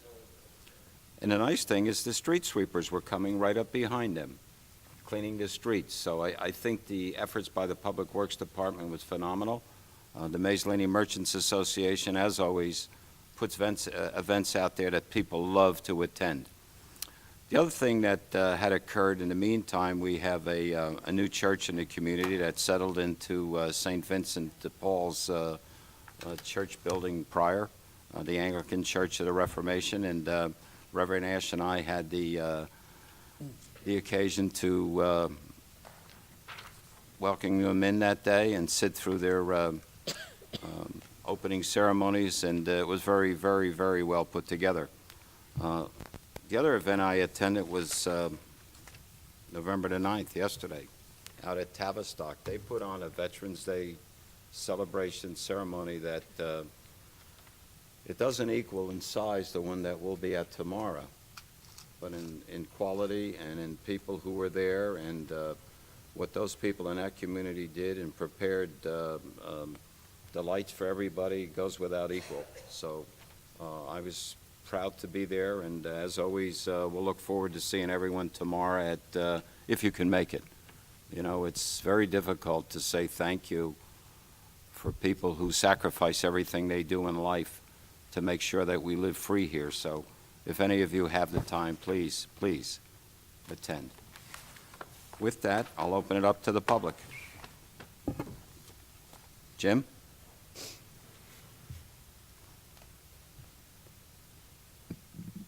I would like to announce the opening of a brand new restaurant here in Hamilton Township. Okay, which one? It will be located on the corner of 322 and Route 50. 322? Is that the Golden Pyramid? Yes, it is. Is that going to be the name? Yes, When is it opening, Jim? January. January. Either Good. January or February. Good, thank you Is for this the... an opening or reopening? I'm- Didn't we have a golden pyramid there once before? Yeah, Yes. way down across from, near Tom's They were on Garden. Main Street, too. Near McKee Avenue. Yeah. Who's that? Huh? Who's the proprietor? And the guy's name is Muhammad. His wife is a school teacher. Okay, just curious. I Thank you, sort of Jim. knew that answer. Thank you, Jim. And Okay? it used to be called a hot spot before. That was a go-go place. Thank you. I can vouch for the food. Oh, his food's good, I'm I sure. love his food. That better be all you vouch for over there. That's all I can vouch. It should be open in a couple of months. Good. Great. Anyone else?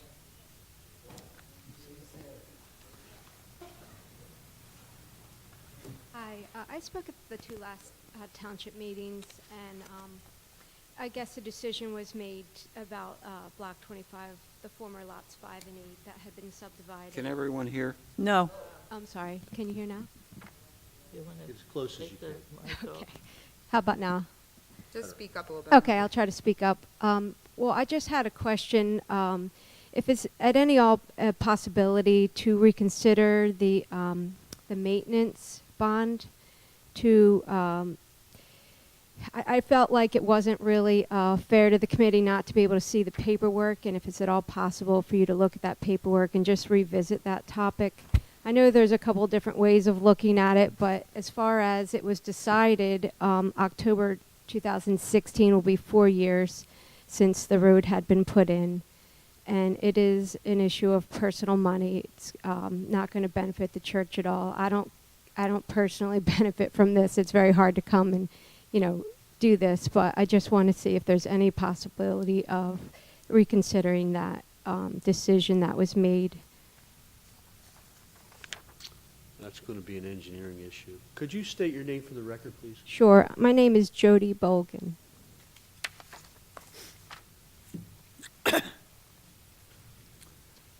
Up to the engineer? It's really up to Township Committee. We made our recommendation. Based on information you give us, I beg your pardon? based on information you supply. Yeah, I mean, we made a recommendation to release the performance guarantee, and typically the maintenance guarantee period runs from the date of acceptance of the maintenance guarantee, or in this case, the date of release of the funds that were being held as the performance guarantee. Standard practice.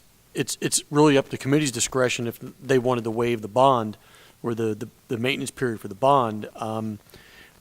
My understanding is, my recollection was that the Township Committee had not done it in the past. But That's what I was going to ask. Wasn't it a matter of precedence? Wasn't that a consideration in the, well, certainly it's a consideration, and again, I had never recalled us doing it in the past. Mrs. Anderson may have a different recollection. She's been here a long time, and she's reviewed a lot of the maintenance guarantees that have in fact been posted when a development is complete. But I personally do not recollect ever waiving a maintenance guarantee. And I recommended against it. And we Because the generally, public purpose is to have that fund available to maintain that structure or those improvements so as not to cost the taxpayer money. That's why the ordinance is written the way it is. I feel for you. It's not a normal situation. Is there an avenue to reconsider it? The answer is yes. But if you asked me to reconsider it as I sat here right now, my answer would remain unchanged. What would be the date, if it stays the way it is, what's the date the money would get released? I can't answer that. Bob, do you know? It would be 2 days from the resolution authorizing the release of the performance guarantee. What did I say? No, 2 days. I beg your pardon. 2 years from the date Township Committee authorized the release of the performance guarantee. but we don't know what that date was? We did it at the It was last meeting. Was it the last meeting? Last meeting. Meetings ago. So we're Bless you. looking at another 23 months. Correct. Do we know the date that the work was actually completed? It's already over 2 years old, right? As I sit here now, I cannot tell you that date. I do have that date and paperwork if the committee at the next meeting would like to review that and look at it. Where I'm going is if the work's already been done for more than 2 years, and now we're in effect getting a 4-year maintenance guarantee. Doesn't matter. The trigger is the performance bond being released. Release of All the right. performance bond triggers the. And I understand the problem is precedence. I understand that. That's be a bad one to start with. And also, the man that wrote the good paper for the listing of how he bills the town and all his other clients would give us good information is in his advice this time to not. I'm sorry. Okay, well, I just had to ask for elderly person that would really be affected by it. Thank you very much. I guess you just need to stay on top of the date so that you are aware, whatever that date is, if it's Last meeting. October of 2016, be checking in August, September to make sure things are online, because I think Mr. Sandman also has us, Mrs. Anderson notifies the engineer 6 months before the expiration, so they check again and see if it's moving into the position of being released. So even before August, you want to check. Anyone else in the audience? Bruce? While Bruce is coming up, Jody, I think you should be commended for your advocacy for all of the people affected. I didn't. Sorry, go ahead. Thank you, Mr. Mayor and committee. We have a new budget year coming up before too long, and I'd like to ask you to consider a greater allocation towards a full-time zoning officer. Without going into a whole lot of examples, but I will say that during the strategic planning initiative, input from all the residents around the community, code enforcement was one of the main priorities mentioned in all districts. And currently we do not have a full-time zoning officer. And I'm not prepared to say how much more would be allocated, but I think some of the issues that I know you're all aware of, different zoning violations that are not being addressed, if you could consider extra dollars to maybe help in zoning enforcement, would be appreciated and I think worthwhile. it's a good suggestion to take a look at. Thank you. Thank Mike, we'll have a discussion on that. Sir?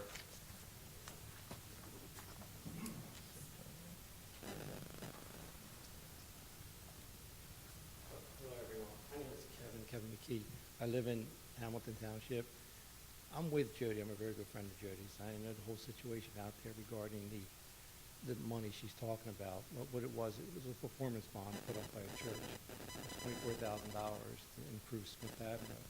They did a beautiful job there. They bought the property on the cul-de-sac. One of the first things I did was clean up neighbors' trash and get rid of debris that was left around there. That's what I did.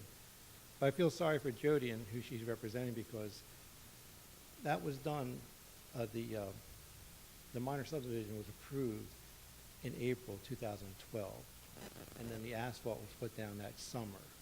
So you're talking 2.5 years that the asphalt has been put down, an improvement. And I've lived in Hamilton Township for the last 35 years. And if you go down every street local to me, there isn't one turnaround there. You have to turn around in someone's yard. You have to back up in someone's yard or some driveway, which is kind of scary.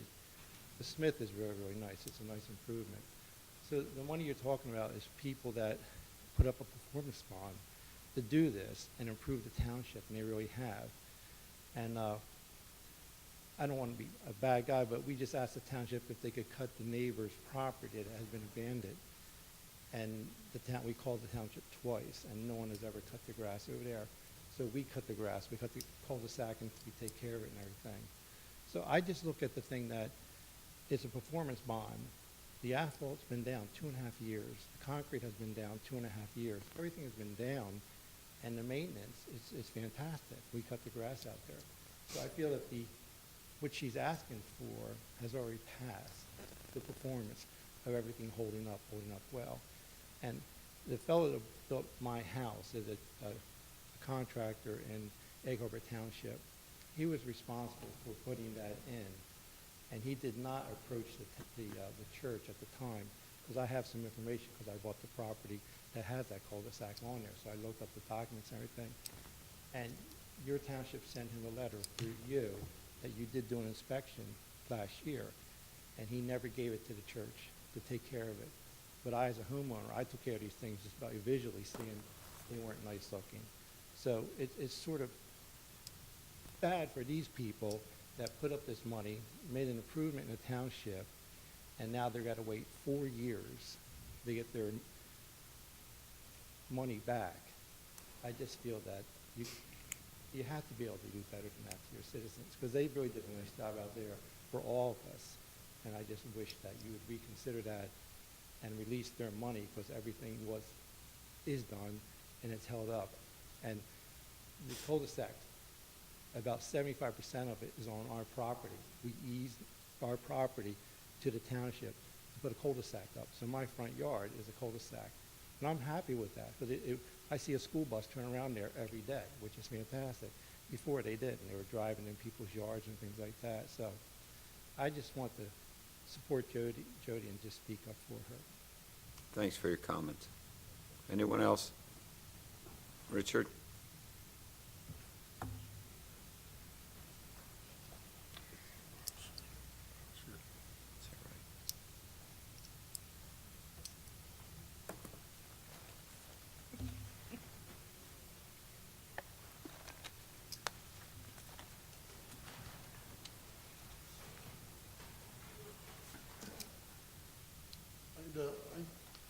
My name is Rich DeClaire from Marldale.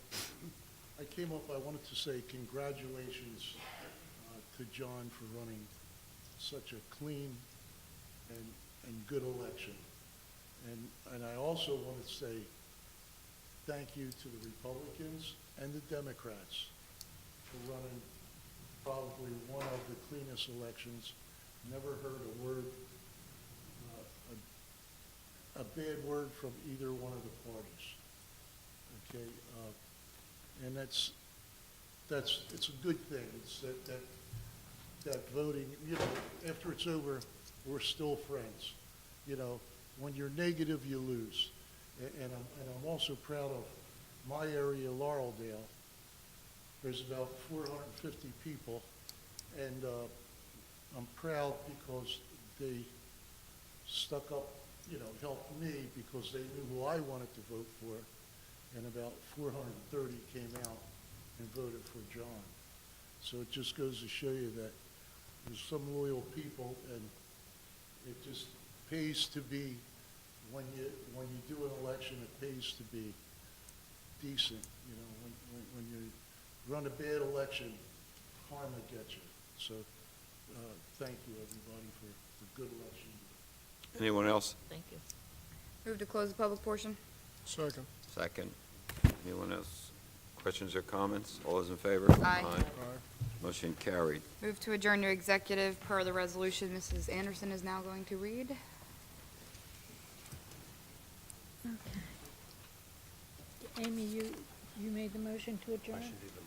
We're waiting for you to read the resolution. Oh, that's right. Are we coming back or not? It's possible. We Don't may look Then so we will enthused, come back Joe. and even say stay there's in this nothing room to because everyone will report, clear out. if that's what it is. With respect to the one issue concerning Tavistock, it is very possible that you will come back and take action. With respect to the second issue, to the extent it's discussed dealing with state health benefits, you will not take action. Okay. Okay. You still with us, Aileen? Yeah, I wanted to speak to Ingrid. Well, why don't you sit down until she reads? We're still in the Thank you. meeting. Be it resolved by the Township Committee of the Township of Hamilton that this meeting be adjourned to an executive session to discuss Tavistock bonding and personnel, which is exempt from public discussion pursuant to the New Jersey Public Meetings Law. Be it further resolved that the governing body, shall I say we will reconvene, even if it's just to say that there's nothing to report? Sounds We'll good. reconvene in a public session to confirm results of executive session if there's a majority consensus for action to be taken on the matters tonight. Moved. Second. Second. Those in favor? Aye. Aye. Aye. Motion carries. We're just gonna stay. And our administrative assistant have checked for public, and there's no public returning. That is accurate.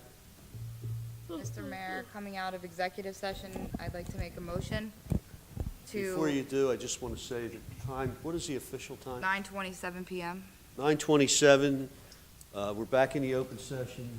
The content of the discussions in the executive session was limited to 2 items that was announced to the public. The minutes of those executive sessions will be made available only at which time the confidential nature of the matter is no longer confidential. And given that, Mr. Mayor, I'd like to make a motion to reject the offer that was made to us with no counteroffer at this time. Second. A motion is second. All Any right, other questions? Slow down. You're rejecting the offer of who? The bonding company. That the bonding company's made.